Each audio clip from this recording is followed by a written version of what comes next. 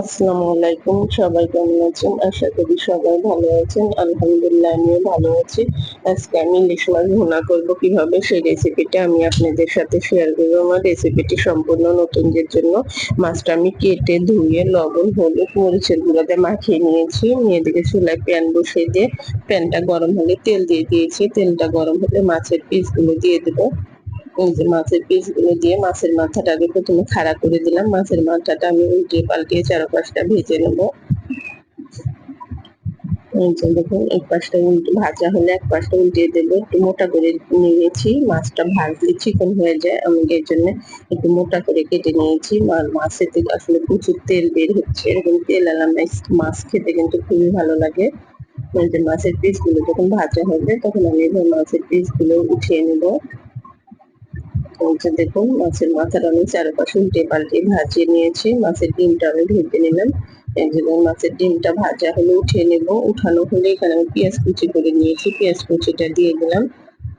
পেঁয়াজ কুচিটা দিয়ে আমি পেঁয়াজটা নেড়ে চেড়ে হালকা বাদামি কালার করে নেব। খুব একটা কড়া ভাজবো না, কড়া ভাজলে পেঁয়াজটা কালো হয়ে যাবে, মাছের কালারটাও কালো হয়ে যাবে, দেখতেও ভালো লাগবে না। কিন্তু এখানে আমি আদা জিরা বাটা দিয়েছি, আমি এখানে রসুন দিইনি। ইলিশ মাছে আসলে খুব অল্প মশলা দিলে ইলিশ মাছটা খেতে আমার কাছে খুবই ভালো লাগে।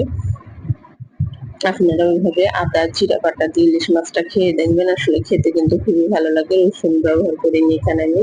লবণটা স্বাদ অনুযায়ী দিলাম, লবণটা লাগলে পরে আমি আবার চেক করে দেখবো। এখানে একটু হলুদের গুঁড়া দিয়ে দিলাম, সাথে একটু লাল মরিচের গুঁড়া দেবো। দিয়ে এটা আমি ভাবে নেড়ে চেড়ে নিবো। নেড়ে চেড়ে এখানে আমি টমেটো কুচি দেবো। টমেটো কুচিটা অপশনাল, কিন্তু আমার কাছে মাছ ভুনাতে টমেটো কুচি দিলে খেতে খুবই ভালো লাগে। এই যে ধরুন একটা টমেটো দিয়েছি ছোট সাইজ দেখে, যেহেতু মাছ আমার অল্প এই জন্য ছোট সাইজ দেখে একটা টমেটো দিলাম।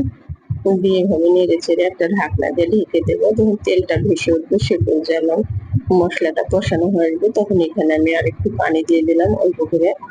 পানি দিয়ে এটা আমি এবার এভাবে নেড়ে চেড়ে নিলাম। নেড়ে চেড়ে আমি এবার ঢাকনা দিয়ে ঢেকে দেবো, এটা বলক আসার জন্য অপেক্ষা করবো। এটা যখন বলক আসবে তখন আমি মাছের পিসগুলো দিয়ে দেবো। এই যে নেড়ে চেড়ে মাছের পিসগুলো দিয়ে দেবো।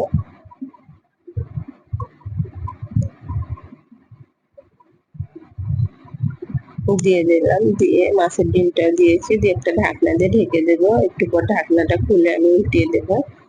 এই যে দেখুন সবগুলো মাছটা আমি এভাবে আস্তে করে উল্টিয়ে দেবো। খুব একটা জোরে নাড়াচাড়া করবেন না, ভেঙে গেলে কিন্তু কাটা কাটা হয়ে যাবে। এই যে কয়েকটা কাঁচামরিচ পাড়া দেবো, সুন্দর একটা ফ্লেভার আসবে। দিয়ে এভাবে নেড়ে চেড়ে যখন তেলটা ভেসে উঠবে তখন বুঝতে পারবো আমার মাছ ভুনাটা হয়ে গেছে। এই যে দেখুন আমার মাছ ভুনাটা হয়ে গেছে। এই পর্যায়ে আমি মাছ ভুনাটা এখন চুলাই থেকে নামিয়ে নিয়েছি। এই দেখুন মাছ ভুনাটা দেখতে যতটা লোভনীয় লাগতেছে, খেতে কিন্তু অনেকটা মজা হবে। আমি আপনাদেরকে বেড়ে দেখাচ্ছি। আপনাদের কাছে আমার রেসিপিটি ভালো লাগলে অবশ্যই আপনারা আমাকে একটা লাইক দিয়ে আমার চ্যানেলটি সাবস্ক্রাইব করে দিবেন। আল্লাহ হাফেজ।